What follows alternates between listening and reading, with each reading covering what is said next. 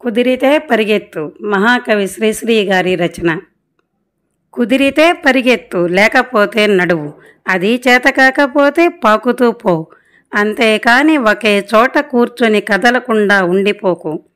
ఉద్యోగం రాలేదని, వ్యాపారం దెబ్బతిందని, స్నేహితుడు మోసం చేశాడని, ప్రేమించిన వాళ్ళు వదిలి వెళ్ళిపోయారని అలాగే ఉండిపోతే ఎలా?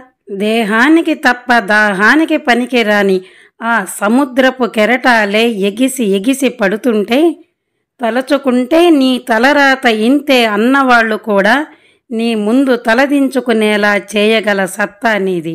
అలాంటిది ఇప్పుడొచ్చిన ఆ కాస్త కష్టానికే తలంచేస్తే ఎలా? సృష్టిలో చలనం ఉన్నది, ఏదీ ఆగిపోకూడదు.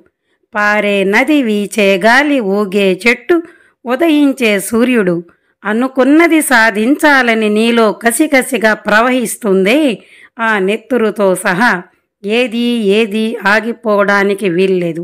లే, బయలుదేరు. నిన్ను కదలనివ్వకుండా చేసిన ఆ మానసిక బాధల సంకెళ్లను తెంచేసుకో. పడ్డ చోటు నుండే పరుగు మొదలుపెట్టు. పడుకునే పరుపు నిన్ను చేదరించుకోకముందే బద్ధకాన్ని వదిలేయి. నీ అద్దం నిన్ను ప్రశ్నించకముందే సమాధానం వెతుక్కో. నీ నీడ నిన్ను వదిలేయకముందే వెలుగులోకి వచ్చేయి. మళ్ళీ చెప్తున్నా, కన్నీళ్లు కారిస్తే కాదు, చెమట చుక్కని చిందిస్తేనే చరిత్రను రాయగలవని తెలుసుకో. చదివితే ఇవి పదాలు మాత్రమే, ఆచరిస్తే ఇవి అస్త్రాలు.